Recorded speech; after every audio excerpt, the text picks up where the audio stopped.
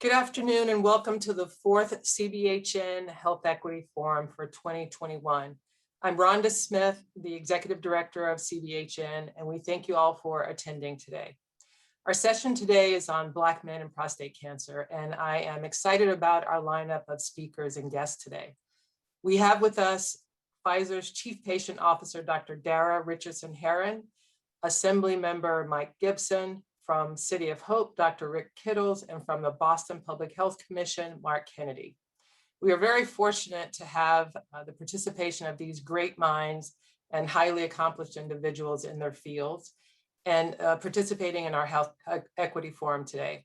And we hope that you will be able to take away some important information to share with your community as well as your loved ones, especially leading up to Father's Day. Before we start the program, I just wanted to cover a few housekeeping items. We will hear from our guest speakers first, and then they will be followed by a short presentation from each of the panel members, and you will have an opportunity to engage with the panel members after that in a Q&A session. The chat box will be disabled for the session today, but you can put your questions in the chat box throughout at any point during the session today. Everyone will remain muted throughout the duration of the program.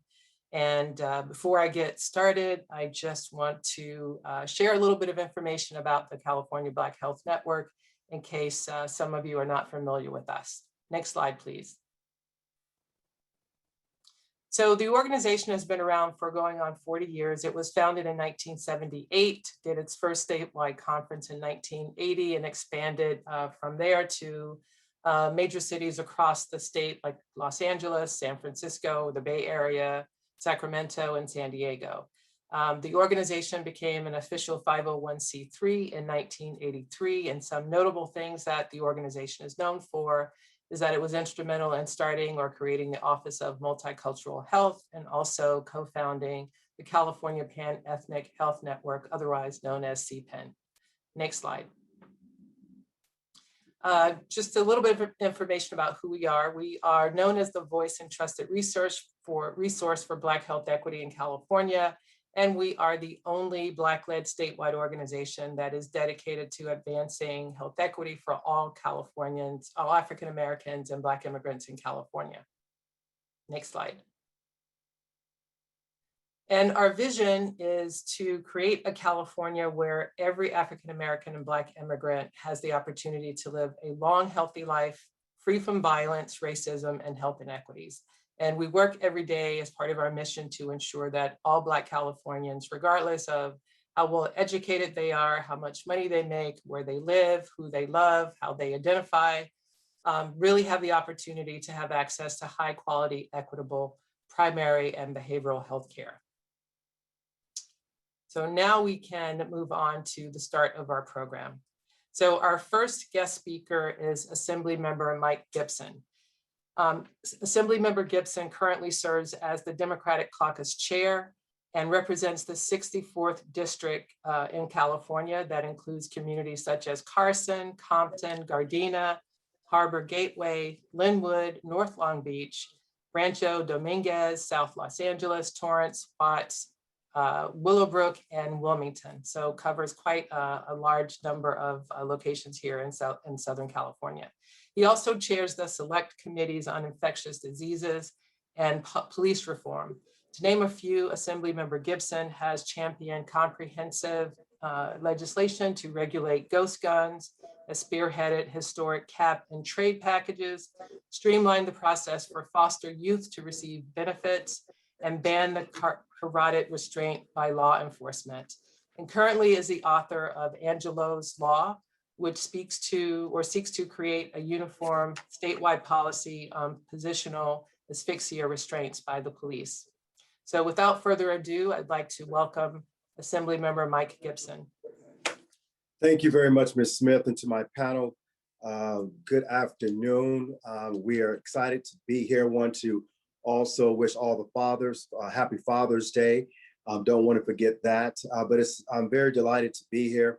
And I also want to thank the California Black Health Network for including me in this space. It's absolutely important for me as the chair of infectious diseases and also one who's been in this space I bring greetings on behalf of Speaker Anthony Rendon and also my colleagues and members of the Legislative Black Caucus. Again, I represent the 64th State Assembly District, and very briefly, those as a visual, I represent Watts, Willowbrook, where I was born and raised, Compton, Carson, Wilmington, North Long Beach, Linwood, Gardena, and also Torrance. And so it makes up about 500,000 people that I am so honored and blessed to represent the constituents of my district. I am proud to say that I am a co-author of Assembly Bill 1520, which is authored by my good colleague, Assemblymember Mark Levine. This bill would prohibit healthcare insurance policies from applying a deductible and copay or co-insurance for those needing prostate screening. And so this bill goes absolutely hand in hand with my Assembly bill that I'm authoring, which is Assembly Bill 342, and that's dealing with colorectal cancer. AB 342 seeks to remove the cost barriers for patients who need a colonoscopy. Removing these barriers will help catch those who are tested positive for colorectal early, and making sure that those individuals survive it. We also know that colorectal is the second highest cause of cancer death in America, and the third most common cancer in men and women. Furthermore, colon cancer, with the early detection, it is absolutely preventable. And we know that it's more prevalent when it comes down to African Americans and Latinos. We know that African Americans are a high risk for cancer, but in the United States. But we also know that this is preventable. If we're able to catch it early, half the battle is already won. My bill tears down that barriers. And what I mean by that is that if you meet the age that you could be in that category of someone who has or could detect colorectal cancer, you can test, but there's a follow-up test that's needed, and that's where the financial barrier is at. We want to make sure that that financial barrier, no one has to worry about. Can you imagine being told that the next test is going to cost $1,400, and then try to figure out how do you pay the mortgage with the absence of that $1,400? So a lot of people don't have $1,400 just lying around somewhere for a rainy day. And so we want to, and most people, when confronted with that, they will elect not to pay for the second screening or the second test, which means that that person is more susceptible in terms of getting colorectal cancer. So my bill will remove that barrier so that people don't have to be faced with that kind of financial dilemma moving forward. And so I'm happy to report that that bill about a few weeks ago was removed off of the Assembly floor with bipartisan support. I'm happy to say we have Democrats as well as Republicans that's supporting this bill. And now this bill is in the Senate and waiting to be scheduled to go before the Senate Health Committee. And we will fight vigorously, even in the Senate Health Committee, to get that bill out through a Senate appropriation and then on the governor's desk. And so this is my contribution, my work in this space. It's not the first time I've offered this bill. This bill is the third time I've offered this bill. We're going to continue until we get it right. And finally, I want to talk about just briefly Assembly Bill 1038 that deals with creating a health equity fund for our clinics. This is important, especially what this pandemic has revealed, Ms. Smith. It has revealed so many people in communities of color, underserved communities, Black and brown, don't have access to kind of care that other people have. And so what we're doing is empowering these clinics throughout California with $200 million that they can draw down to get those individuals the kind of help that they need in those communities. This is the very first time this has ever been done. This has not been done in California before, but we are unapologetic because we want to make sure that everyone is taken care of health-wise. So I want to say thank you very much for giving me this brief opportunity to greet you and talk about some of the legislation that I have am putting forward. Thank you very much. Thank you, Assemblymember Gibson. And I just want to acknowledge that California Black Health Network has been part of a consortium to get the health and racial equity bill this far, and I don't think we would have been able to get there without your help. So I really want to thank you for being our champion and sponsor for that bill and for all your support. So excellent supporter. So thank you. Thank you very much. So we'll move on next to our featured speaker from Pfizer, Dr. Dara Richardson-Heron. And Dr. Dara, as she's affectionately called, is a physician by trade and an advocate by choice who is passionate about leveraging her skills, experience, and expertise to amplify patients' voices and reduce healthcare disparities.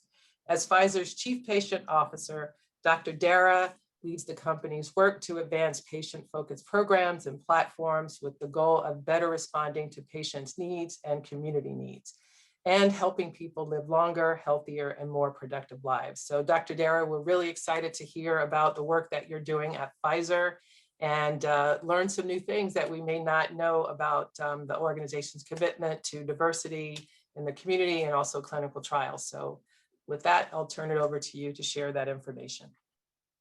Well, thank you so much, Rhonda. And first, let me say what an honor it is to be here with all of you and also alongside Assemblymember Gibson, Dr. Kittles, and Mr. Kennedy.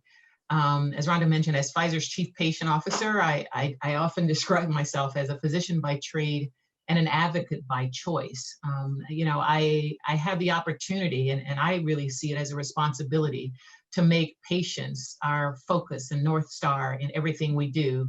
And because that's key to eliminating health disparities. But the reality is we can't make patients our North Star if we don't understand the challenges they face when trying to live healthy and productive lives, and if we don't do our best to meet them where they are.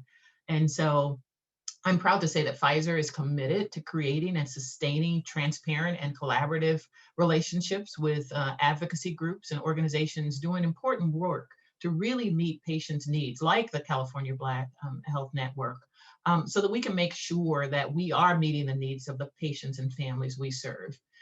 And I'm really excited to have a conversation today with you about health equity, but before we dive in, Rhonda asked me to share a little bit about my background, my education and training, and I'm glad to do so because all of it has impacted not only my career path, but my personal lens on and my passion for advancing health equity. I'll start off in early days. My parents told me that from the time I reached my terrific twos, at least that's what I call them, terrific twos, I told them and anybody else that I wanted to be a doctor. And I was passionate about being a leader, even trying to lead my two older sisters and my parents. Didn't work out well for me, but I gave it a shot. But thankfully, my parents didn't stifle my leadership, but instead they themselves led by example, modeling behaviors. And then they also regularly recited the mantra we've all heard, to whom much is given, much is required. And I took that to heart.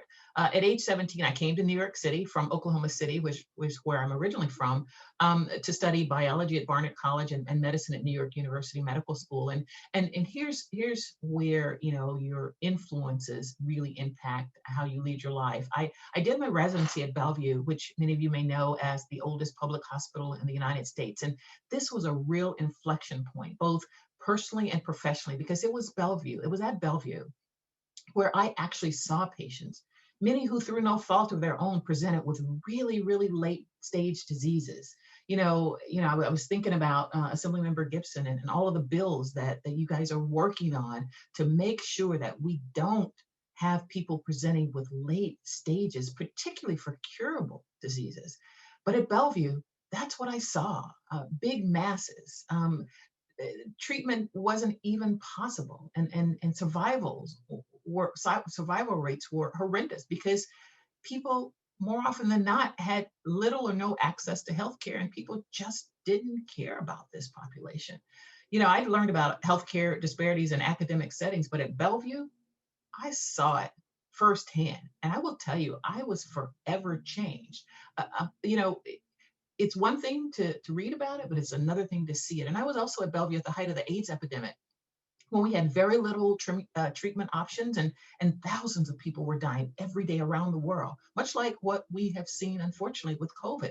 And so this was very formative for me. And I also saw firsthand the impact and power of our legislative members, our patient advocates and patient advocacy groups who broke the mold, you know, when it needed to be broken, demanding patient focus and change in public health systems and policies and systemic and institutional racism that has led to the development of some of these unfortunate disparities that we're seeing.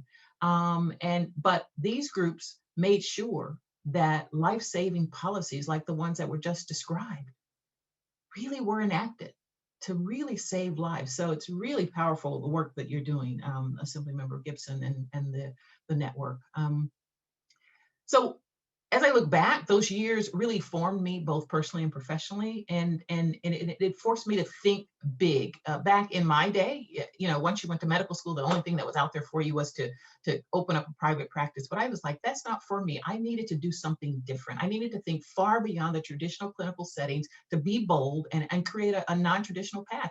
And so I followed my passion. That set me on a 25+ year career that spanned corporate roles, academic roles, government roles. My most recent role was at the National Institute of Health, and also in nonprofit roles. But the through line in all of my leadership roles has been to find ways to achieve health equity, and most importantly, decrease the burden of disease by connecting with and being an advocate with and for patients, particularly those who have been underserved by our nation's healthcare system.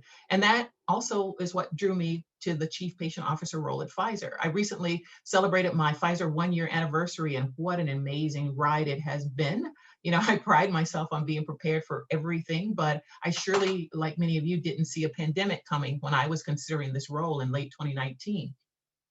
But, you know, my role, I lead and partner with colleagues around the world to advance patient-focused programs and platforms to try to reduce health disparities. And whether that's through efforts to expand access to medicines, to improve health literacy and health equity, to diversify our clinical trials, and many other activities. Because doing this is critical, mission critical, to eliminating health disparities and inequities. And for the purposes of today's conversation, I like the CDC definition of health equity.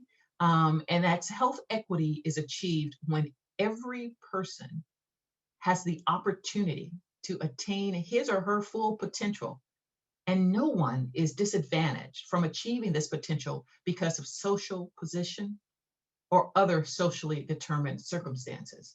And I like that.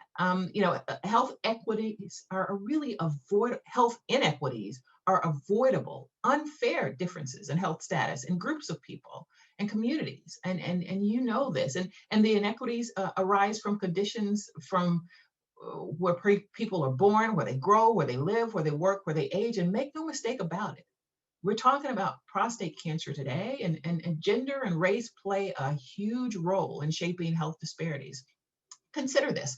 According to the CDC, their National Center for Health Statistics, the life expectancy for men in the United States in around 2018, 2019 was 76 years old.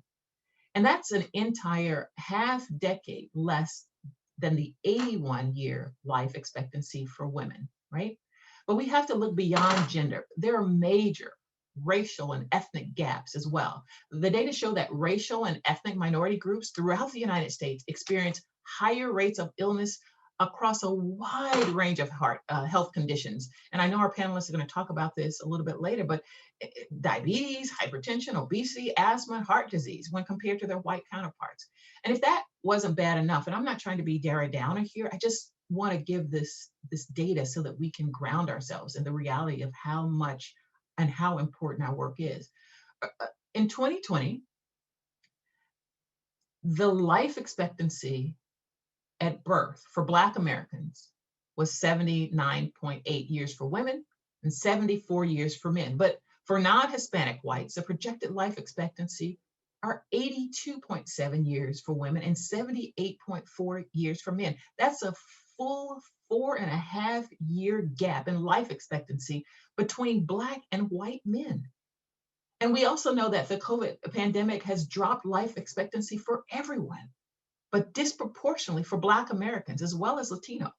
According to the National Center for Health Statistics, due to COVID, life expectancy for white people decreased by an average of 0.8 years between 2019 and the first half of 2020.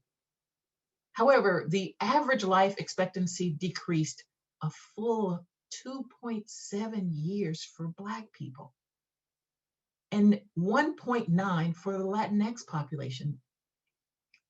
So, as yet another very unfortunate result of the pandemic, long-standing health inequities across racial and ethnic populations have become even worse. And we certainly know that the reasons for the inequity are multifactorial and include centuries of systemic and institutional racism and inequity in our nation's healthcare system. But at Pfizer, equity is one of our core values, and we're working in partnership with our colleagues and organizations like yours around the world to make sure that we do what it takes to achieve it. And I have to say, we at Pfizer are aware of the responsibility that rests on our shoulders, and we're really proud of our efforts to develop a COVID-19 vaccine with our partner BioNTech. And as you know, this vaccine has not been approved or licensed by the FDA, but it has been authorized for emergency use by the FDA for individuals age 12 and older.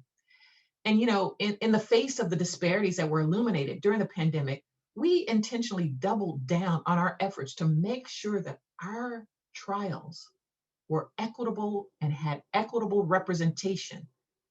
Because, you know, I can't say enough about this, the importance of population diversity in clinical trials, because many studies have shown that race, environment, culture, ethnicity, age, and gender are all factors that may impact patient outcomes. But historically, many individuals have not been fully represented in clinical trials, particularly individuals of color. And so we proactively took steps to make sure that our clinical trials were diverse. We selected investigator sites in diverse communities that were disproportionately affected by COVID to help ensure that the individuals who were most impacted would have the opportunity to participate. We made it clear to the people who were doing the research that it was important to recruit diverse individuals. And we made it clear to them that we wanted them to represent the racial and ethnic diversity of their communities. This was key to us. We also created patient-friendly materials that were easy to understand, that were culturally respectful, and we translated them into multiple languages. This is important. And also, we put together groups of multicultural leaders within and outside of Pfizer to help us develop a series of advertisements and public service announcements to make sure that people were getting the message. And so you might ask, well, how did it work out for you? Well, it worked out really well.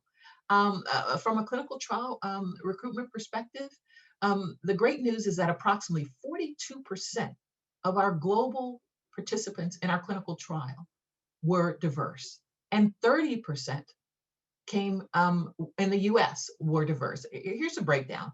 We had in the U.S., 6% of our clinical trial population were Asian, 10% Black, 13% Latinx, and 1.3% Native American.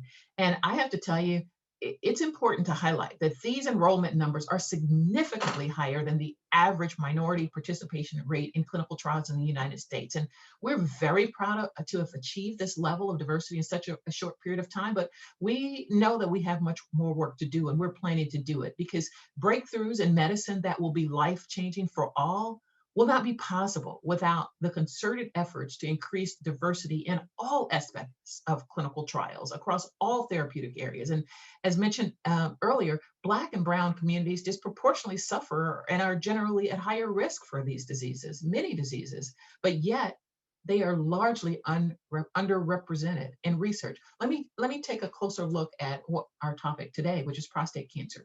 Prostate cancer is the second leading cause of cancer-related death in American men, with lung cancer being the first. It strikes Black men disproportionately, is more common, more aggressive, and deadly compared to other racial groups. In fact, one study revealed that Black men are twice as likely to die of prostate cancer compared to white males, yet prostate cancer clinical trial participants are overwhelmingly white. You know, there was a June 2020 article in Cancer Epidemiology, Biomarkers, and Prevention. It was a study which analyzed 72 global prostate cancer clinical trials. And it found that white men represented more than 96% of the study population. That's not good, because the outcomes and the impact of this underrepresentation in research is far reaching. I always say, if you're not part of the research, you risk being left out of the cures. And while prostate cancer can be a very serious disease, most men, that's the good news, most men diagnosed with prostate cancer actually do not die from it. In fact, there are more than 3.1 million men in the United States who have been diagnosed with prostate cancer who are still alive, thankfully, today. And that's because of early detection, early diagnosis, and treatment. And that is a key to making sure that many, many more men survive this disease. So as I close, let me just talk about what is Pfizer doing about this. First, we're actively partnering with global prostate cancer community groups to drive a dialogue that can help raise awareness of the disease. We want to increase awareness and knowledge for men and caregivers when they are faced with the diagnosis. And we also want to improve access to needed diagnostic testing and treatments. In partnership with academia and the broader cancer community, we're conducting research to better understand treatment outcomes in populations disproportionately impacted by prostate cancer to help inform medical practice and also patient care. And just this past March, we collaborated with the American Cancer Society to fund what we call quality improvement projects with the goal of reducing disparities that are impacting Black men who are facing prostate cancer. We have another initiative with the Prostate Health Education Network that I believe one of our panelists is involved in. We're supporting Daddy's Boys, which is an infotainment series to educate African American men on prostate cancer and the value of considering participation in clinical trials to ensure that we understand and can be clear that the next wave of prostate cancer drugs can be beneficial in men of color, just as we wanted to do for our COVID vaccine. And and certainly if you're interested in learning more about these initiatives, there's a website. It's called Daddy's Boys. That's DADDYSBOYS.org. Or you can also go to a site called knowyourprostateplan.com just to get more information about some of the work. But I just, as I close, I just want to thank Rhonda and the whole campaign for Black health equity for bringing us together today and for raising awareness about critical health issues for all members of our community. And I know the timing of this event isn't incidental. We're currently celebrating Men's Health Month in June, the whole month. And in 2 days, I think in June 19th, we will celebrate Juneteenth, which celebrates the emancipation of enslaved people in the U.S. So let's commit to doing our part today and every day to eliminate health disparities for African American men in California and, quite frankly, all around the world. So with that, I'll say thank you again for the opportunity to join you. Thank you so much, Dr. Dara. And I guess another important thing to note, today is actually the first day of National Black Family Cancer Awareness Week. So we want to kick it off by having you talk and Mark and Dr. Kittles talk about prostate cancer in Black men and what we can do about it and how we can really try to come together to reduce disparities. And so I just have a few questions for you before you depart today. The first question is, you talked about what Pfizer's commitment is to diversity in clinical trials, but can you talk about, what some of the things are that you're doing around multicultural initiatives and health equity that is focused on reducing disparities and especially around COVID? Yeah, absolutely. As I said, we know one thing that the pandemic did is put such a bright light on the disparities that it's hard for people to overlook them now. And certainly we're committed to doing our part to address the disparities. It bears repeating. We really see authentic and genuine partner engagement and trust building as a common denominator across all of our efforts. I'll give you an example of one of the groups. We have a group called the Multicultural Health Equity Collective that's headed up by Naisha Foster and Melissa Bishop Murphy. And because of their efforts, we were able to partner with local advocacy groups to engage communities in our work to diversify clinical trials. And I know that our work has helped to reduce some of the COVID-19 disparities in vaccine confidence. We work, for example, we work with the National Black Nurses Association on videos to get the clinical trial information out to our African American communities. We work with the NAACP to share facts with their chapters about COVID-19 clinical trials. And they later sent actually a statement to all of their chapters supporting clinical trial participation. We work with the National Association of Hispanic Publishers and groups like 100 Black Men of America to build awareness. We work with Dia de la Mujer and the National Hispanic Medical Association, National Medical Associations, and many others to make sure that the information that we were providing to our communities, again, was culturally sensitive, culturally relevant, and it met them where they are. And we've been able to engage, and we were able to engage these partners quickly because members of the Pfizer team have spent years building and cultivating these relationships. Hector Ramirez is one of the people who connected me with you. I mean, we all have spent a fair amount of time working with these groups because we're well aware that trusting relationships have to be nurtured and fueled over time.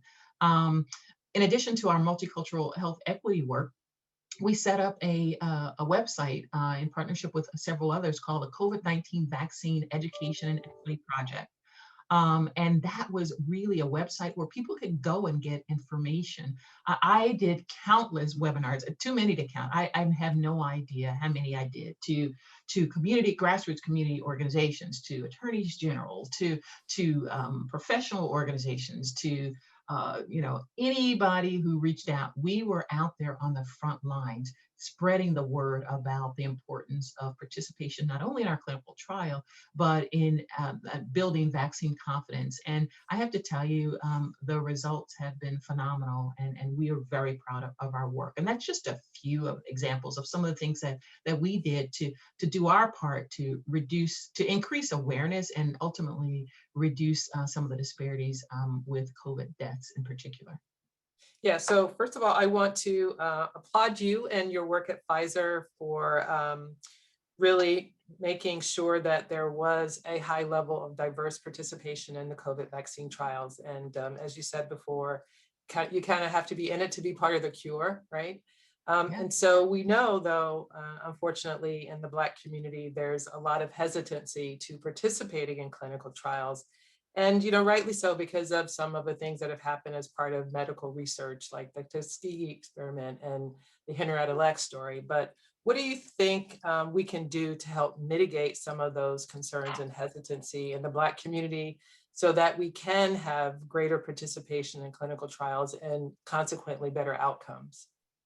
Yeah, Rhonda, it's a great question. And I'm so glad that you took a moment to contextualize some of the reasons for the hesitancy. I mean, because let's face it, many underserved communities, particularly communities of color, have mistrusted our nation's healthcare system with good reason. We're just not always treated with the respect and dignity we deserve. You spoke about some of the historical transgressions in research. But I have to tell you, continued barriers exist today, including systemic racism, lack of access to healthcare, implicit bias, and people sometimes use the word microaggressions. I don't know why they say micro, because really they're macroaggressions when you think about what happens to our community. So all of these things together definitely have an impact on the willingness of some people to participate in clinical trials and even to receive a vaccine. But I think some of the things that we have to do, we have to get out there and let our communities know that there have been many policies and guidelines put in place to protect patients and particular research subjects. There are things like the Common Rule, there are institutional review boards, and there are other groups that are out there specifically focused on making sure that we don't repeat the past transgressions that you mentioned. But some of this mistrust is just hard to undo, and that's why we have to acknowledge it. and do our best to meet people where they are and try to mitigate some of the barriers. And I think the first barrier is to make sure we have the right messengers.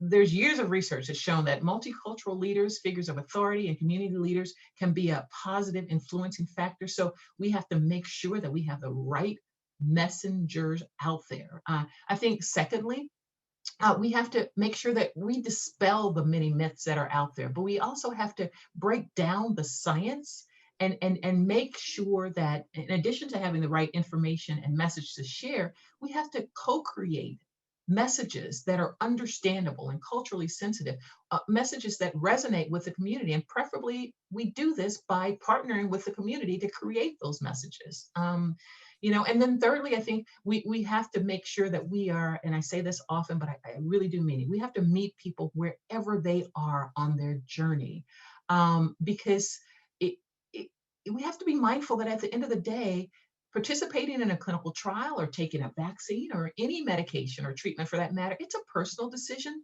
And so our job is not to judge, embarrass, or shame people, but instead we should do whatever we need to do to make sure that our communities are fully informed with the information they need to make the best decisions for themselves, their families, and in the case of the COVID pandemic, our world. Because if all of us are not safe, none of us are safe. And we also I just want to add, we have to acknowledge that a one size fits all approach isn't going to work. We need what I call precision engagement, because even within racial, ethnic, senior, or other diverse communities, we're not all monolithic. So there's a great deal of work that needs to be done, and it's really going to take all of us to do it. But we really enjoy partnerships like we have with your group to help us move forward, because truly it is groups like yours and others that are the trusted ambassadors. And so we're very, very excited to be partnering with you today. And so are we. Yeah. And so as you mentioned, we're heading into not just Juneteenth, but also Father's Day on Sunday. And we know that we want to show some love to the men in our lives that we love and care about. But, unfortunately, statistics have shown that men across the board are not as proactive about their health as women are, statistically speaking. Black men are no different. So why do you think that's the case? And what do you think can be done to bridge this gap so that we can get, especially our Black men, to prostate cancer screenings at an appropriate time in their life? Yeah, Rhonda, it's such an important question. I mean, there is so much research out there that shows that some men, and I'm not going to, categorize all, but some, I might even say many men, are not as proactive in their healthcare as women. And they're less likely to attend routine doctor's visits, to receive recommended health screenings. And there's even some research that reveals that some men wait until their health gets really, really bad before seeking care. And that just doesn't put you in a good spot to, as Assemblymember Gibson talked about, to get that cure for colorectal cancer, right? You want to get that cure. There was a Harris poll, and it showed that they surveyed about 900 men in the United States and found that 59% of them say that there are many things that keep them from going to the doctor. And a full 31% of these men said that they'd only go to the doctor if they are extremely sick. And 9% of them said, I don't like doctors. Now, I don't know how I feel about that one. I'm just going to let that go. 7% said they don't have time to go. And 21% said they don't have a reason to go. And, you asked the question, what do I think is part of this? I think a part of this trend can be linked to that old school cultural belief about masculinity, strength, and seeking help or support from the network.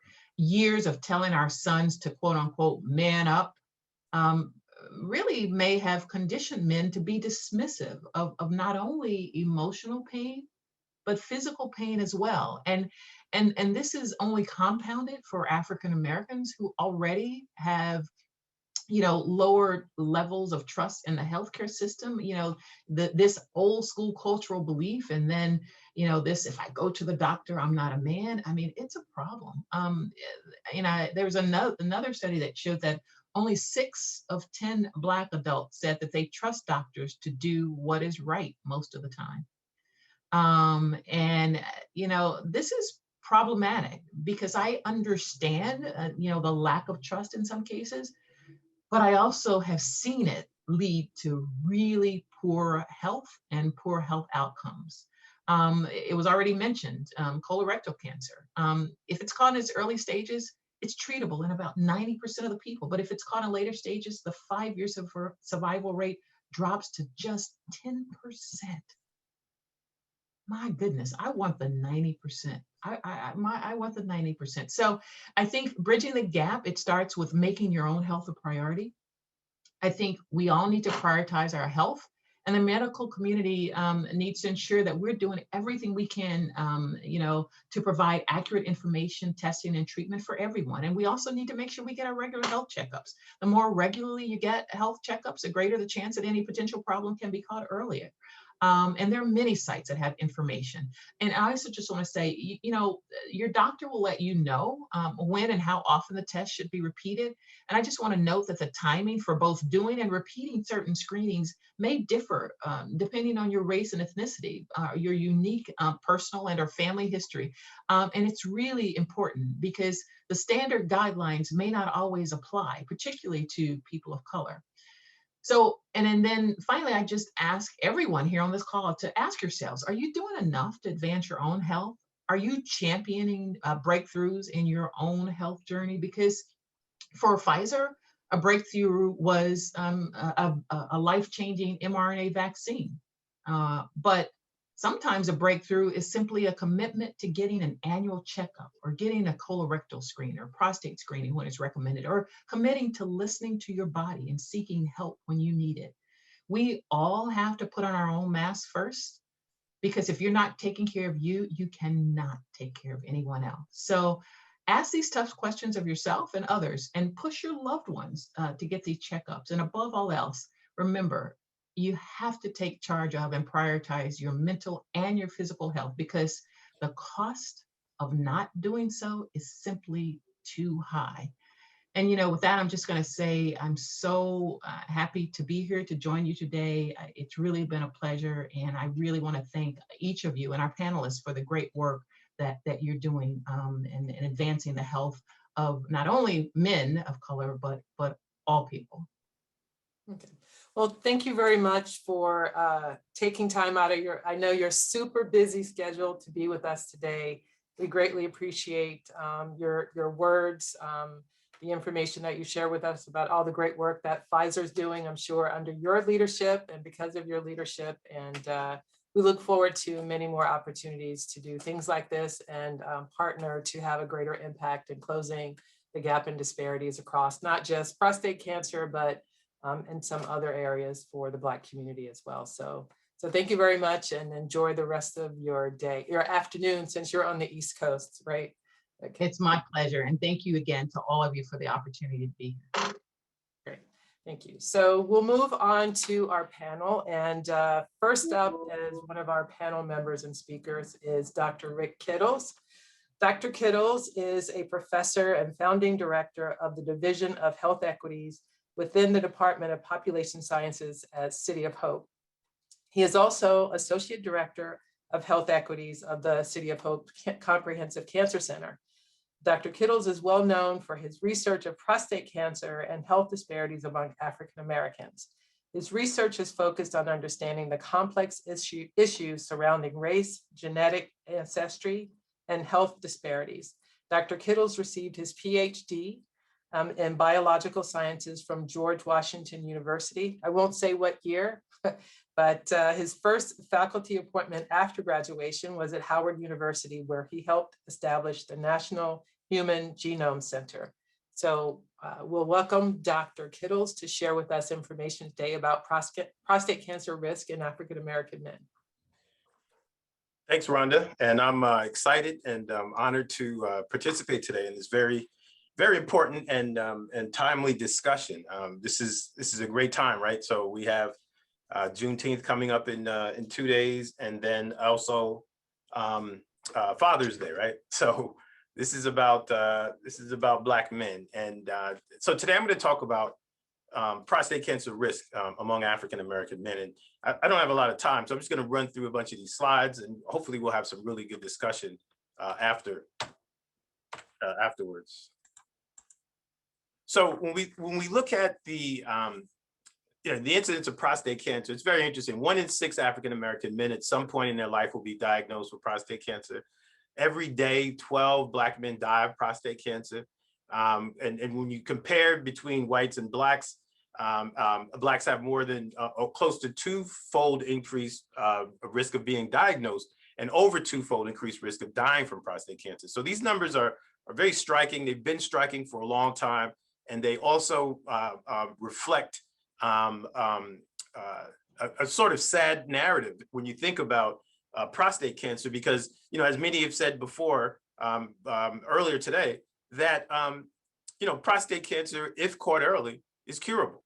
And so it's not a situation where if you get prostate cancer, you have this seal of fate of death. If you catch it early, it is quite treatable. All right, so when we think about the disparities, what's contributing to these disparities? Low socioeconomic status, income, occupation, education, the type of treatment, type of access, diet, lifestyle, genetics, and biology may play a role to some extent to account for some of the disparity that we see between Blacks and whites. And then also personal health beliefs. Now, all of these are part of this milieu of biology and the environment, and they interact in many interesting ways. And so there have been some really cool studies that's emerging when we look at this issue of genetics, we look at the issue of biology, behavior, structural arrangements, racism, discrimination, and overall health. But one of the things that has been clear, in particular since early 2000, is we see this major drop in death rates among Blacks and whites, but we still see this disparity that's exhibited here. So while the death rates are going down, there's still this difference here, this disparity where African-American men are dying much higher rates. Many Black men also, there have been some interesting behavioral studies. Many Black men believe that they're not at increased risk for prostate cancer, even though the literature and physicians and clinics, health educators are out there in the community engaging Black men. Many of them believe that they're not at increased risk. One of the biggest predictors, obviously, for prostate cancer, age and race. And so Black men, as I showed you those numbers, higher risk. And so, but for some reason, many Black men believe they're not. So what are some of the lifestyle diet sort of factors that contributes to prostate cancer? And what might account for some of that disparity?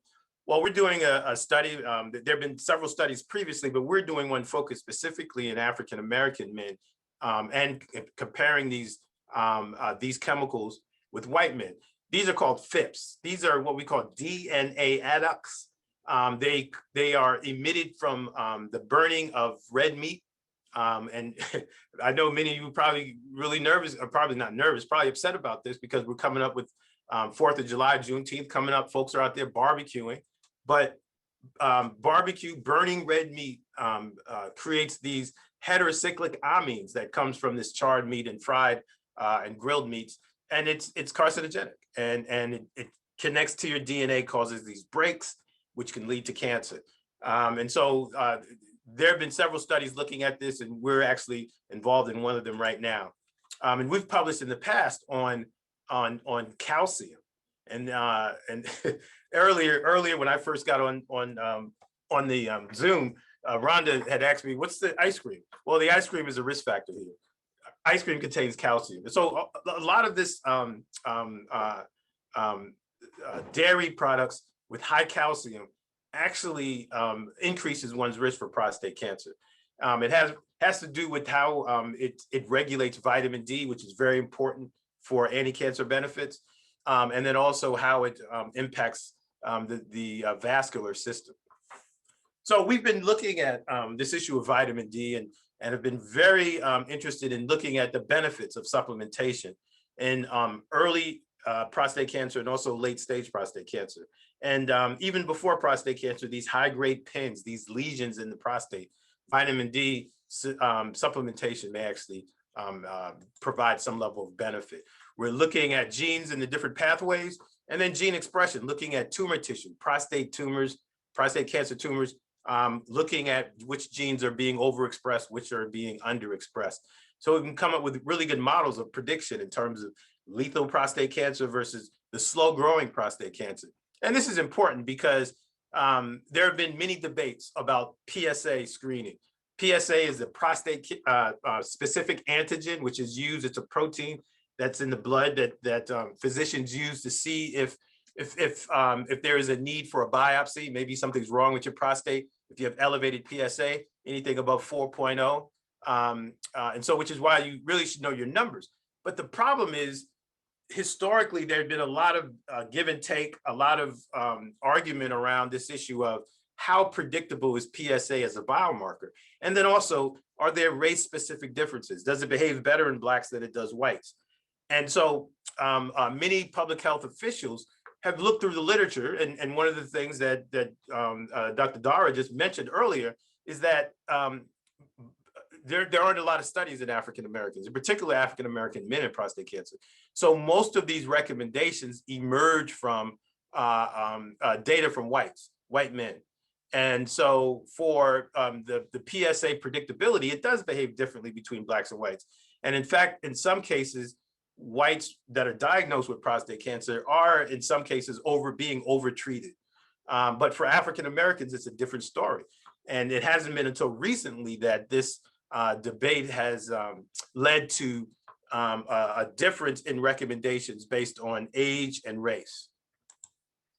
So, and if we look at African American men, only 33% over the age of 50 have had a PSA test, which is quite shocking, given that what we know about how increased surveillance is needed in the population because of the high mortality, the high incidence, but then also how catching it early plays a role in outcomes. And as I told you before, if we catch prostate cancer early, it's quite treatable, and men can live enjoyable, good quality of life into the future if it's caught early.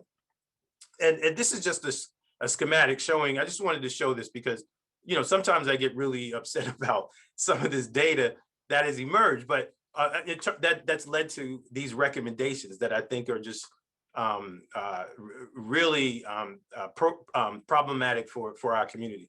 So if you look at, these are 4 lines, and the orange here and the yellow represent Black-white differences there in terms of incidence of distant tumors. So this is African-American men, white men going to the doctor and presenting with distant tumors, meaning aggressive disease. The cancer has grown outside of the prostate, right? So we see an increase, especially since 2013, of the incidence of distant diseases, not just in Black men, but also white men. But one of the things we see decreasing since 2013 is PSA testing, PSA screening in both Black and white men. So this is what happens when one has these blanket statements where many urologists and many public health officials were saying we should not screen as aggressively in men with over the age of 50. And this is what has been an outcome of that recommendation. We see a higher incidence of distal tumors in both Black and white men because of the lower level over the last, I would say 10 years really, of lower levels of screening that's been occurring. So we talk about clinical trials. The previous speaker talked about the lack of diversity. And it's very clear, especially around prostate cancer. Here we have a disease that disproportionately impacts men of African descent. And when you look at the clinical trial portfolio in terms of what it represented, what are the patients that are represented in those portfolios, it's very little, and it's quite shocking. And so there has to be a concerted effort, a much more strategic plan around this issue of inclusive research, because there are a lot of interesting drugs that are coming out. Many of them could actually be quite impactful for African American men. So at the City of Hope, we have been actively involved in looking at prostate cancer, treating prostate cancer. And in fact, our survival rates are surpassed that of LA County. When we look at ongoing research and clinical trials with new promising therapies, we're trying to stay on the cutting edge of the new therapies and to provide these offerings to our patients. We have long-term survivorship programs and follow-up programs, which actually have been helpful in improving the quality of life of individuals, and a dedicated recovery program to help men regain urinary and sexual function after treatment, because some of these treatments do actually impact some of these functions. So as I mentioned earlier, we have a large portfolio of clinical trials for prostate cancer, very stellar clinicians and researchers. And we just hope that we can continue to engage and promote the good health of Black men. And I'll end there. Thanks. Okay, great. So we are going to hold off. We do have one question in the Q&A box, but we are going to let Mark Kennedy actually talk about some things that are kind of translating what you talked about, Dr. Kittles, to the community level. So we'll hear from Mark Kennedy and his great work that he's doing in Boston, and then we'll open it up for Q&A.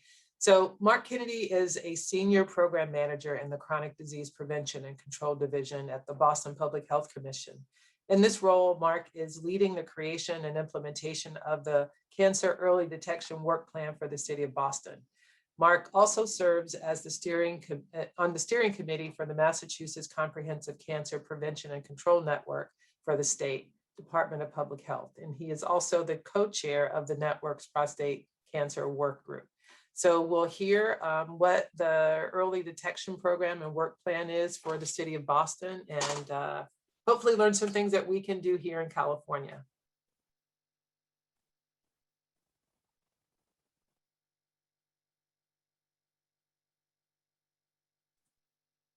Okay, can everybody hear me okay?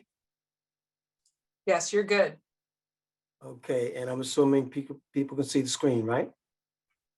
You're good on all fronts. No gremlins here today. Yeah. All righty. So let me also pile on in terms of talking about how much of a pleasure it is for me to be a part of this, and of course to extend happy Juneteenth and happy Father's Day to everybody listening, and of course in particular my brothers out there.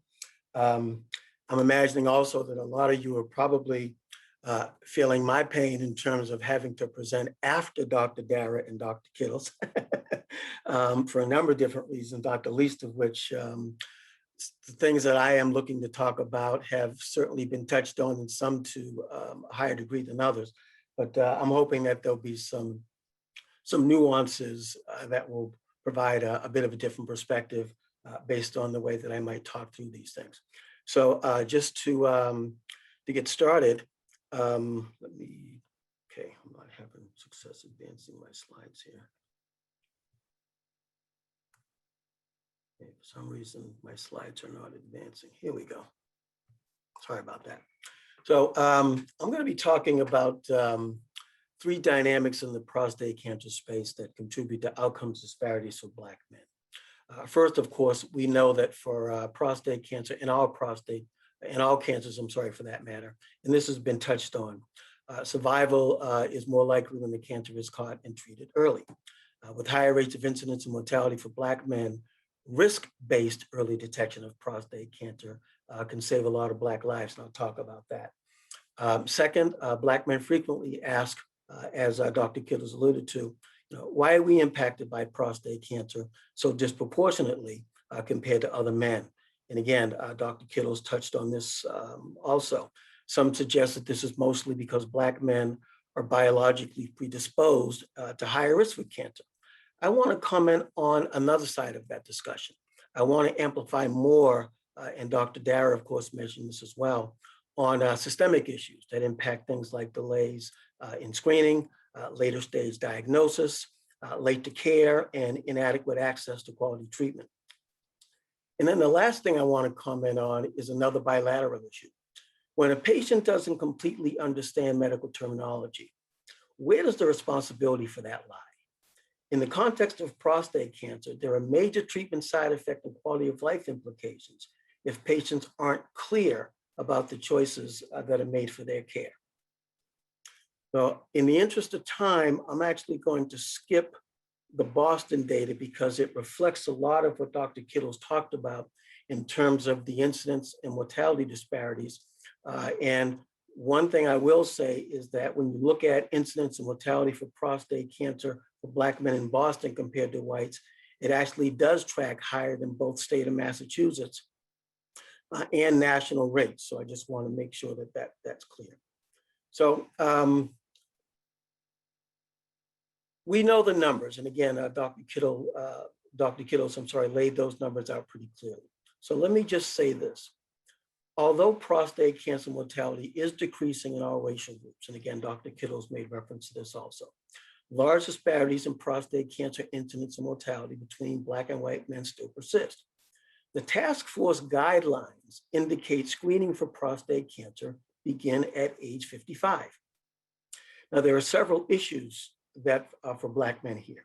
First of all, data shows that Black men are diagnosed younger and with more aggressive disease.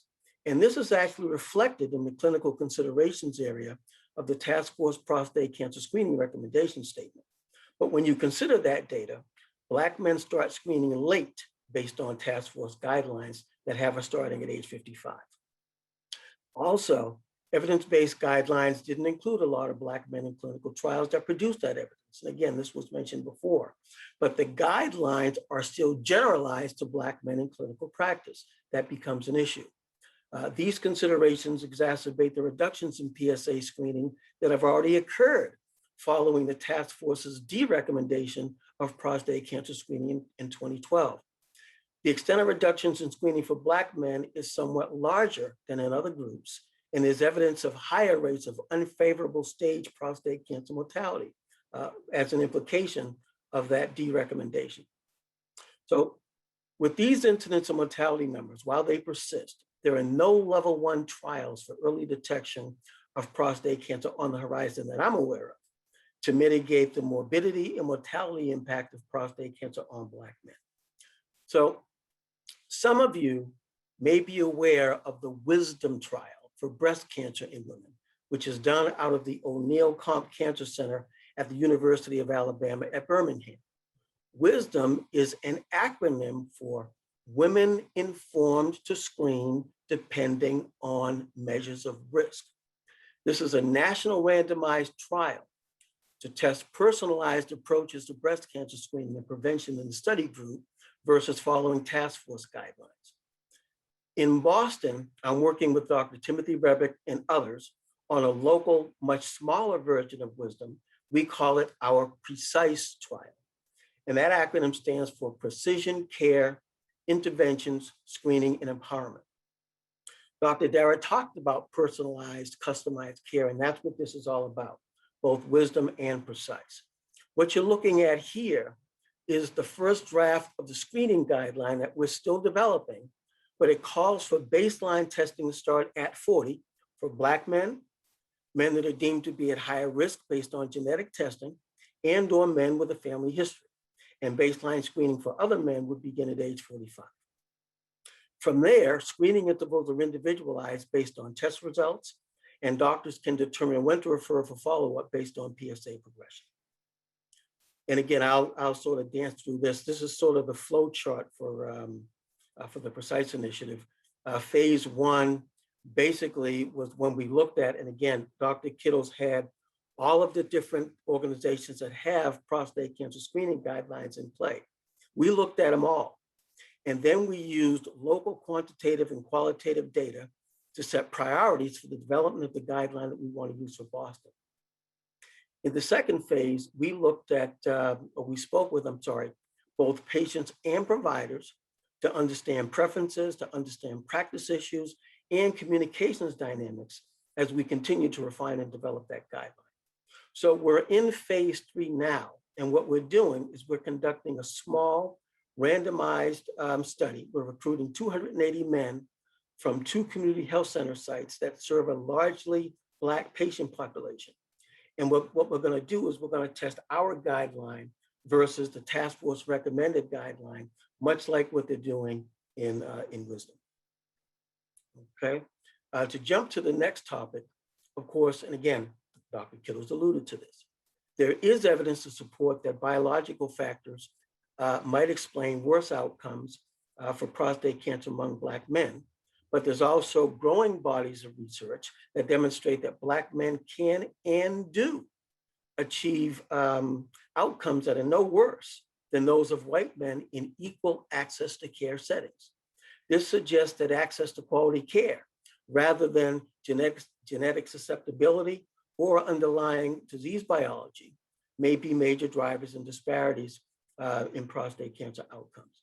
So again, in my sort of experience as I moved through my 13 years at the Dana-Farber Cancer Institute and had many conversations about why men are so disproportionately impacted from prostate cancer, a lot of those conversations began and didn't really stray far from there's some physical or biological issue that makes Black men more susceptible. And I don't believe that that's the case. And evidence is now suggesting that there clearly are many more issues. There is variation in care according to setting. Substantial data show that the odds of cancer screening, diagnosis, and treatment vary according to provider, hospital, state, and country. We know that where you get your care, the setting of care, will ultimately impact your quality of care and your outcomes. We know that this is true across provider types. In equal access to care settings, racial disparities seem to be mitigated. So we ask the question, as a for instance, does equal insurance translate to equal outcomes? There are no big racial disparities in the military system, for example. And there's an association between faculty-led variation in clinical service and racial disparities.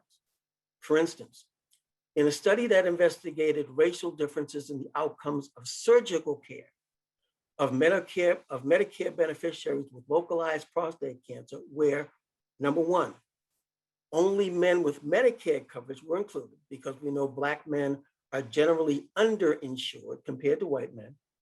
Also, where only patients with non-metastatic disease were included. We know that Black men often present at later stages as a result of unequal access to care, and where only patients who actually had the surgery were included. We, of course, know that Black men are less likely to be treated and more likely to experience treatment delays for prostate cancer. The outcome was that there was no difference in cancer-specific mortality or all-cause mortality. And in a VA hospital study, where the wait times between biopsy and radical prostatectomy for Black and white men were similar, among military health beneficiaries, there was no difference in survival for Black versus white men. And when access to care, treatment, and cancer characteristics are accounted for, Blacks are associated with actually a better overall survival in men with advanced prostate cancer. One other thing I want to mention here, and again, Dr. Kittles alluded to this, as we talk about early detection, in addition to being more likely to be diagnosed with prostate cancer, there are new studies emerging that suggest doctors may be underestimating the risk from low-grade cancer, the risk, of low-grade prostate cancer for Black men, which of course has implications on one of the major treatment modalities called active surveillance. So this, of course, speaks to issues of tumor location, where Black men can have tumors in the front or in the anterior section of the prostate, which is not well detected by typical biopsies. So we're talking now about more advanced diagnostic testing, such as MRI, transperineal biopsies, which can pick up tumors in the anterior area more effectively. But again, Black men aren't as likely to be receiving these kinds of services as other men. So these quotes kind of reflect some of the practice perspectives from around the country that exacerbate this issue. And this really also goes to access to care. I won't read them all, but just the last one. So this is not sustainable financially to take care of those communities. I'm not Mother Teresa, nothing personal. Doctors are making real-time decisions about who they're going to treat based on reimbursement. Now, the last piece I want to talk about, and again, I'm talking about language, and you heard Dr. Dara make reference to literacy. Many people talk about literacy. Usually, it's in the context of how to simplify language so that the patient will understand it. I suggest that this is driven by the perspective that the literacy level of the patient is low. I'm stopping just short of saying that in a certain context, this could be considered as patient blaming. Let's talk about definitions here for a second. Health literacy, the extent of capacity that individuals have to obtain, process, and understand basic health information and services needed to make appropriate health decisions. When you think about what I'm calling health language incongruency, I'm talking about the degree to which the use of medical terminology that is not familiar to those outside of medicine can alienate or cause uninformed, misinformed, or inappropriate health decisions, and that's regardless of literacy levels, okay? In the context of disparities, language incongruency exacerbates access to care issues. Getting this right has tremendous implications in prostate cancer because, and look at these implications, there's no single best option. So someone needs to understand or explain things in a way that patients can understand the nuances of the differences in treatment. Different cancer treatments have different side effects. So giving people an accurate sense of the side effect profile impacts their treatment decisions. Side effects are common and they'll last a lifetime. So this again is really important considerations. So over half of prostate cancer survivors have problems with sex. As many as 3 out of 10 survivors have issues with leaking urine after surgery. Up to 3 out of 10 survivors have bowel symptoms after radiation. Okay, so when you look at the common issues, common and basic medical terms that are used for prostate cancer are not well understood by a lot of patients. Providers make assumptions about how patients understand prostate anatomy and body function. Even when we get into consent forms, as we talk about clinical trials and things of that nature, and patient educational materials of other types, these all use medical jargon or medical terminology that is unfamiliar to patients. And the last point is really my key point. Understanding prostate cancer involves more than just reading skills. Okay, so I want to talk a little bit about some work that some colleagues of mine did with a large cohort of men at Grady Memorial Hospital and the Atlanta VA Hospital.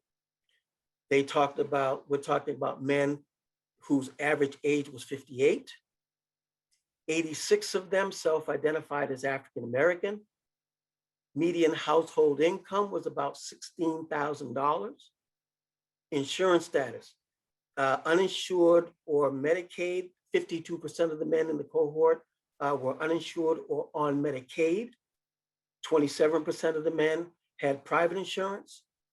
And the average reading level of the entire cohort was 4th to 6th grade, with 23% of the men reading at a high school level and 27% of the men reading at equal to or less than a 3rd grade level. So what I'm showing you here is, as a result of that, the understanding of common medical terms. Let me start, if I could, from the right side of this and then go back left. Urination, you can see that most people, 83%, actually understood what that meant.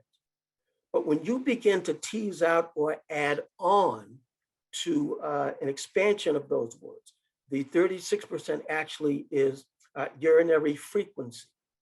So people understood what urination meant. But if you then change the word and talk about urinary frequency, the level of understanding went down precipitously. And if you talk about urinary incontinence, it went down even further than that. Okay. If you move again to the next set of three in the middle, everybody knew what constipation was. Most people knew, although it did go down a little bit, they knew what the rectum was. But when you talk about rectal urgency, again, taking that base word of rectum and then adding another nuance to it, the understanding level goes down precipitously. And on the far left, look at the extent to which people understood the word erection. Everybody knows what intercourse is. Less than half of the men actually didn't know the word erection. So when we talked about erectile dysfunction, a lot like talking about incontinence, the understanding of that word went down precipitously. So we're making assumptions about what people do or don't understand. And a lot of guys are making decisions because they're not asking the right questions and doctors are not giving people the right information. Okay, now, the real point is this. When you look at the understanding of prostate cancer treatment options based on literacy, overall understanding was only 23.4%. Men with low levels of literacy understood at about 16%. But if you look at people that are considered to be highly literate, you're still only talking about a third of men that correctly understood the treatment choices as they were going through their prostate cancer experience.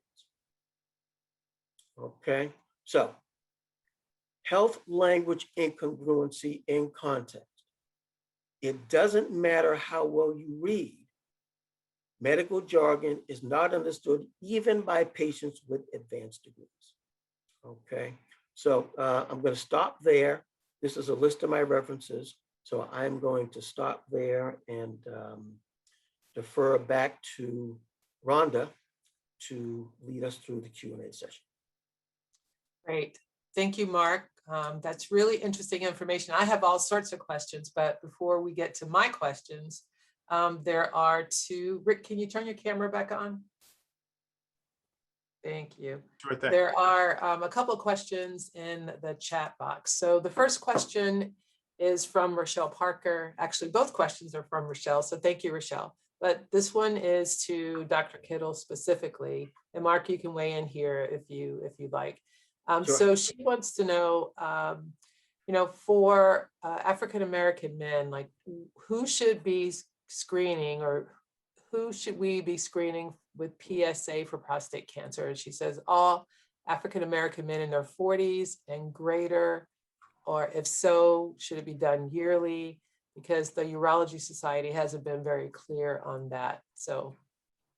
Yeah, she's absolutely right. The urologists haven't been clear, and the preventive task force hasn't been clear.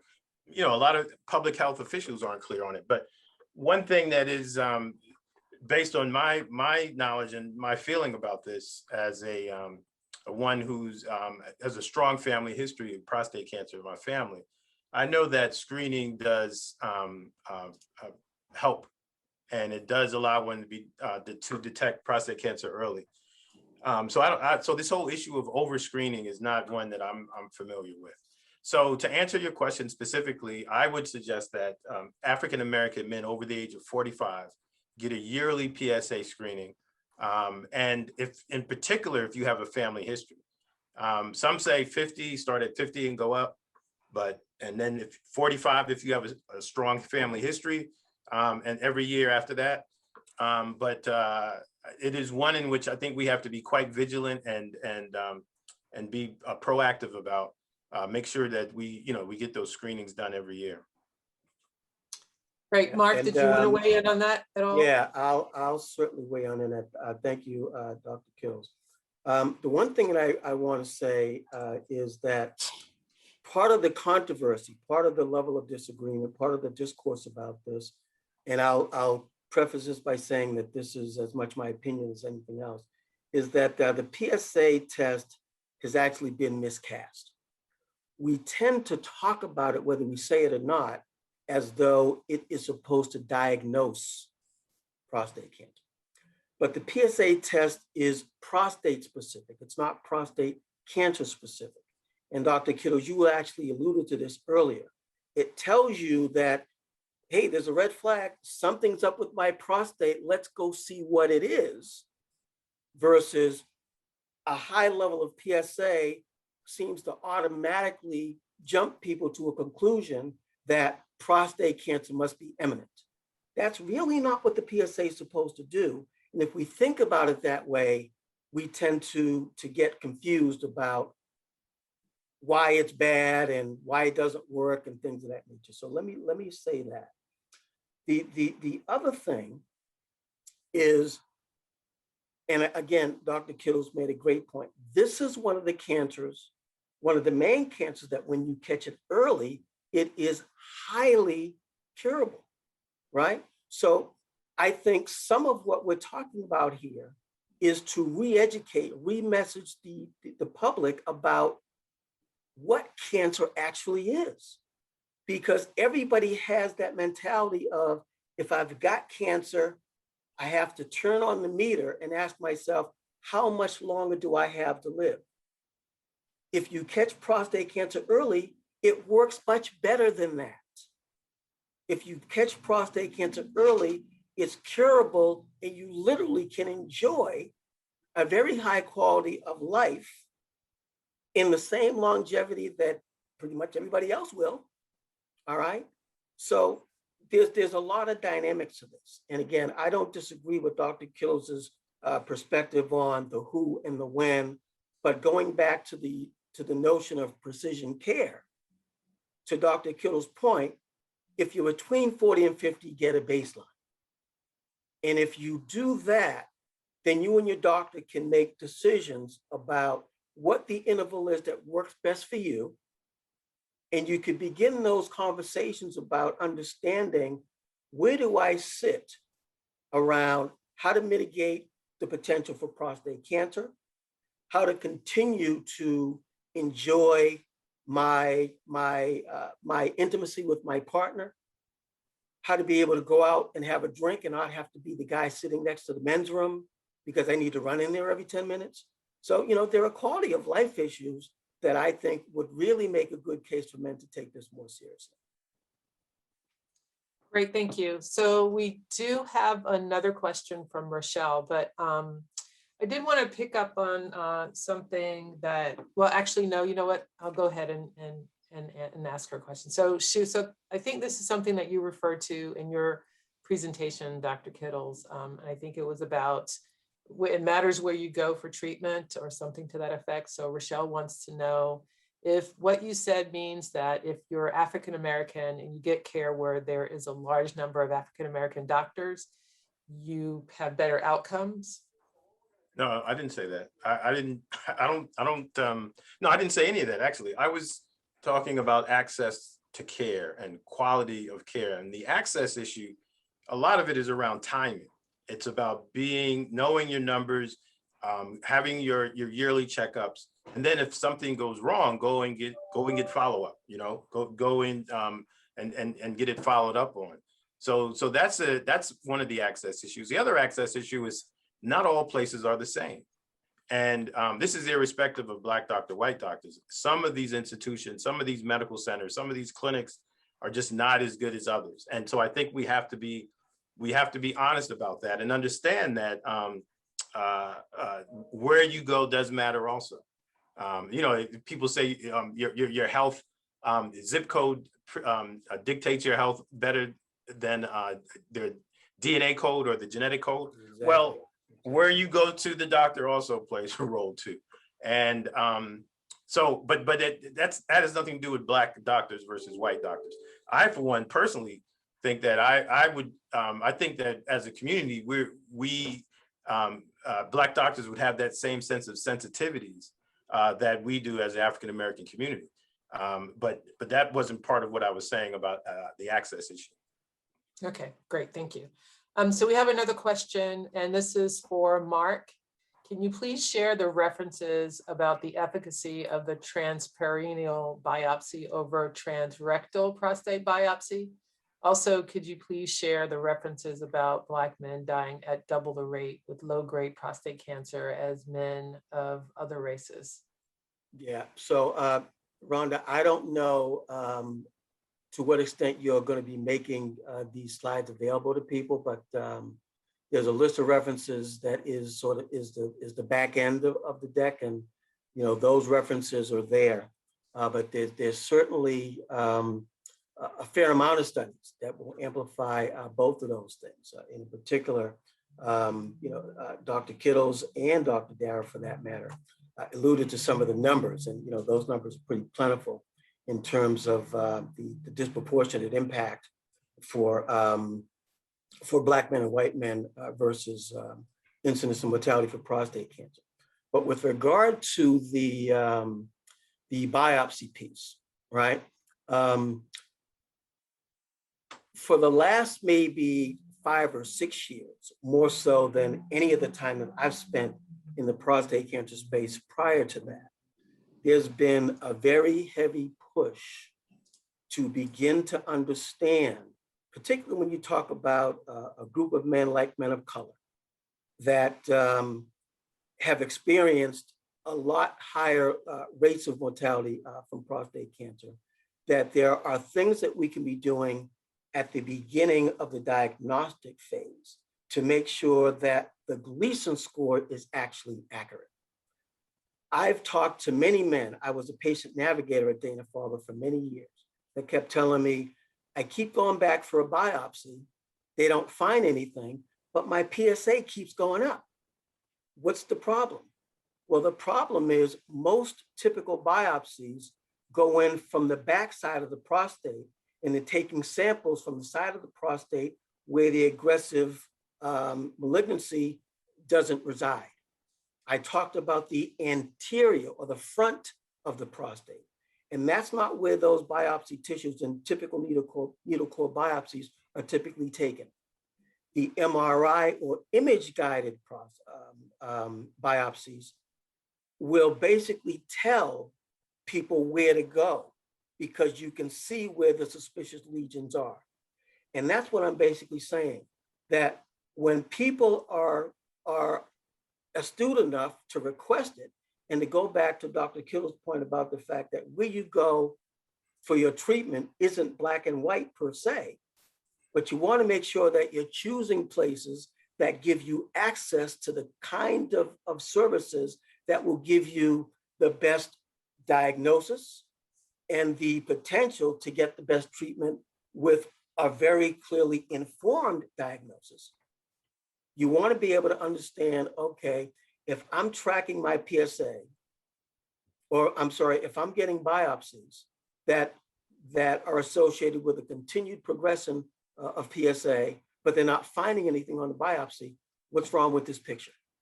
And let's talk about some other ways to approach a real diagnosis. And you guys may be aware of this, but when a man has surgery for prostate cancer and the prostate's removed, they biopsy that gland again. And what they typically find is that there was more cancer, that the Gleason score was actually higher than it was based on the initial diagnosis. Getting that initial diagnosis accurate has tremendous implications on the choice of treatment, and subsequently, of course, the success of outcomes. Great, thank you, Mark. Hi Nubia, we have a question from Nubia King. She wants to know, she says, we know that women are more likely to engage in medical care. Why isn't there more emphasis on women in literacy, since they will be the ones talking to their significant others and trying to get them to the doctor? So Rhonda, that's a great question that Nubia posed. There actually are programs and strategies and interventions that have emerged that focus on engaging women in the household, given that they are the ones that push not only the men, but the younger folk too, and some of the older folk to go and get their checkups and see the physician. So that is what we call low-hanging fruit. When we go out into the community, if we can convince the women to go home, and a lot of times it's not just the wife, it could be the daughter. Exactly. They're very proactive and engaging, not only the male, the African American male, but also engaging with the physicians too, and helping in that translation of terminology, as the brother mentioned earlier, which can be quite hectic. So Nubia, that's a great question, and there are strategies and folks that have been engaging in that area for a while. Yeah, I've got so, nothing to add. We've been doing that for a long time. Yeah. Yeah. So it's interesting because I think for me, sort of prostate cancer is to men what breast cancer is to women in terms of them both being hormone-driven cancers. And so I know in both scenarios, like there are women who have a very strong aversion to going to get mammograms because of all the things they've heard about how painful they are, what they do to you, like getting a mammogram can give you cancer or whatever myths that people have bought into. And I know that there's, at least for some of the men that I know in my life, there have been an aversion to getting screened for prostate cancer or whatever the test is. So can you help kind of diffuse the fear, the hesitation, whatever concerns men may have about getting screened for prostate cancer and what that really is all about? The screening is pretty straightforward. The argument I have is it's a simple, painless procedure to get screened for prostate cancer. And I'd much rather go through that than coming back on the back end with cancer and having to deal with that. And so the argument is, prevention is important. Screenings are part of that prevention. Screenings are important. I think for Black men, the big thing historically has been the digital rectal exam, right? Exactly. So that, the physician puts his finger into the rectum and palpates the prostate. And for many Black men and other men of other ethnicities too, they have some issues with that. But it's a procedure that's painless and quick. So. Right. And so like I say to some women, in the case of a mammogram, it's like 90 seconds out of your life once a year, can make a big difference for your life in terms of saving your life. So early detection definitely plays a key role in that. And so I also wanted to ask a question about family history because again, similarly, they're both hormone-driven cancers. And also one of the things that you showed, I think on one of your slides earlier, Dr. Kittles, is there were a lot of factors that we may consider controllable that create risk or cause risk factors for prostate cancer, like diet and lifestyle. Mm-hmm. And so can you talk a little bit about maybe the role family history plays in that too? Yeah, family history is quite important. Actually, there's a consensus on these three risk factors, right? Age, race, and family history. Those are the ones that everybody agrees on, right? We know that if you have several men affected in your family, your risk increases from, twofold to 14-fold in some cases, depending on where those men are in the family, first degree, second degree, and how many. So about 10% or a little less than 10% of all prostate cancers are what we call hereditary. Those are the ones where we believe there's a strong gene that's being or genes that are being transmitted in the family that are contributing to this increased risk.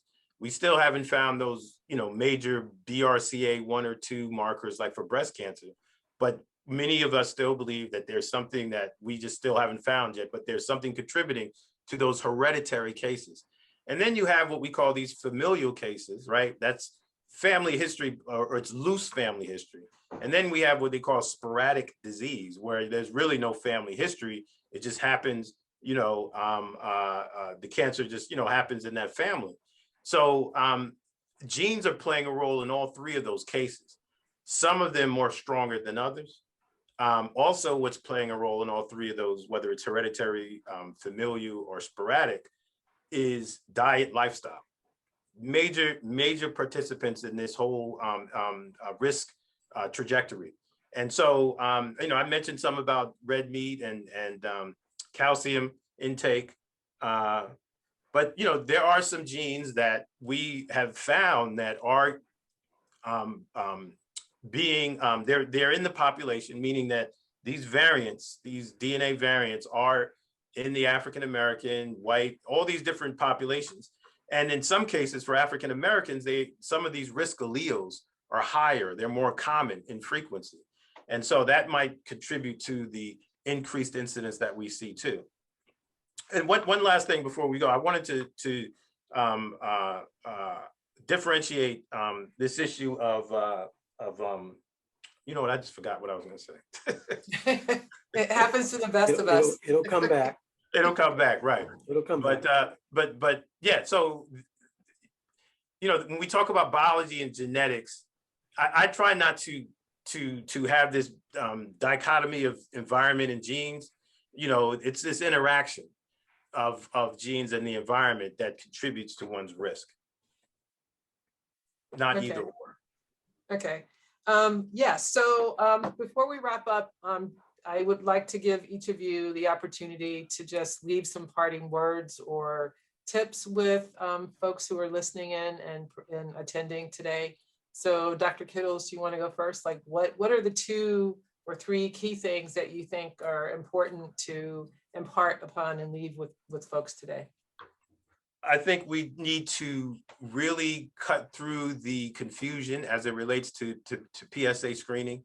I think we have to be more empowered and in terms of screening, and educate each other around this issue, because as we've said before, early detection saves lives. And here's a situation where we can actively increase the number of lives saved from prostate cancer by early detection.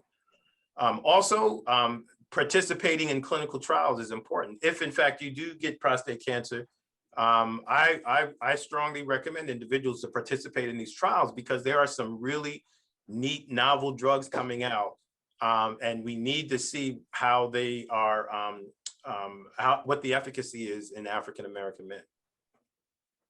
Okay, and Mark? Yeah, I just want men to think about this whole thing very differently. We're not talking about cancer. We're not talking about skin cancer. We're not talking about. Let me say what I really want to say. This is an area of our body that defines us as men. Why you would want to play around with this, I don't get. Okay, if you think about 2 things that I can say are important to me: intimacy, quality of my life socially. Again, I want to be able to enjoy that, and if I know that I can be diligent and at least give myself my best chance as I get later in my life to be able to enjoy those aspects of my life, because at the end of the day, that's, I get off of work and I want to have a nice drink and I want to enjoy some time with someone that's important in my life. My prostate could, or let me rephrase, not caring for my prostate could potentially take some of that or all of that stuff away from me. I want to be able to enjoy those things. And I would imagine that most men do as well. And if you do, this is a way for you to be proactive and lean in to reward yourself with a quality of life that otherwise might get away from you, right? So let's do this, okay? And for younger men or for women that are involved with whether they're sons or whatever have you, with younger men, ask them to begin to learn about this. Ask them to begin to understand this part of their body, to know what it means to take care of it in the same way that women at younger ages are acclimated to the way that they should be taking care of their bodies.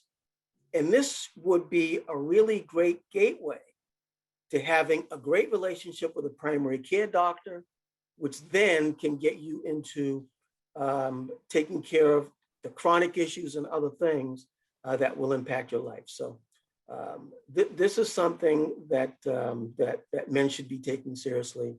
I wouldn't worry as much about a digital rectal exam as much as I would be worried about the quality of my life on a day-to-day basis. And I think the key, or one of the potential keys to really understanding and having a good quality of life is caring for your prostate.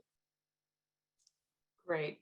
Well, I want to thank you both very much for indulging me and agreeing to participate today in the program. I think what you shared, I learned some things, and I hope that the attendees today learn some things that they can take back and share with the men that they love and the important men in their lives today. And so I think if I were to take away one thing and a message to leave with everybody as well, is I think something you both said, but Mark, I think you kind of spoke to it a little bit more, and it was about being part of the decision-making for your care, being a proactive individual in your health and wellness overall, and definitely in the context of our topic today. And so, but that's something that I think we have not necessarily been as part of our health behavior, but is such an important part of our health behavior. Like sometimes we wait until we're sick and things are falling off and, and go see the doctor, but we don't necessarily get ahead of the curve and make prevention a primary focus in our life. And I think that's something that we can do, that we should do as part of really closing the gap in disparities, because a lot of the diseases, cancer may be an exception, but a lot of the diseases that we suffer from, chronic diseases in particular, are mostly preventable. So if we're able to be more proactive, be mindful about how we're living, what we're doing, what we're eating, in the case of the ice cream and the meat that you talked about, Rick, then we can definitely do our individual part to minimize our risk of cancer, and maybe prostate cancer in this case, and maybe some other things. So with that, I'll just end it here. Really, thank you guys so much for being here today. It was a great session, and we may have to come back and do a part 2, because I think there's so much more that we could have talked about today, and maybe people have questions about. So I may be in touch to see what we can do. Okay. Well, thanks, and have a great weekend. Enjoy the rest of your day. All right. Thanks. Take care. Excellent. Okay. Thank Bye-bye. you. Dr. Kittles, a pleasure to have met you. Same here. Same here, brother. Take care.